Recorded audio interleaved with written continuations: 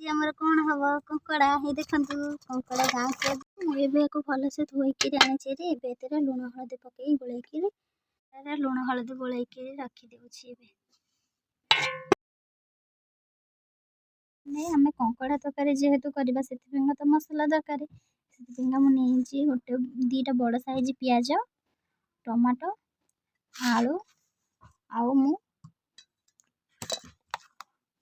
अदा रसुण पेस्ट करके आगुरी रखीदे जेहेतु लाइन कटि जबार संभावना था से रखीदे अदा रसुण पेस्ट करके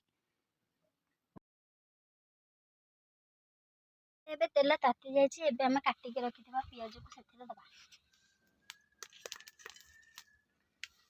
अनुसार एबे आम लुण पकेदबा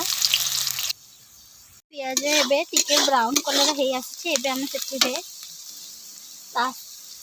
आम काश्मीरी पाउडर गोटे चामच मारदेबा कहीं ग्रेवी कलरटा टिके बहुत सुंदर आसो से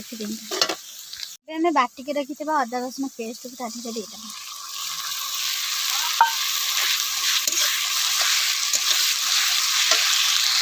हलदी पाउडर गोटे चामच दबा चिली पाउडर गोटे चामच आम जीरा पाउडर गोटे चामच देदेबा गोटे चामच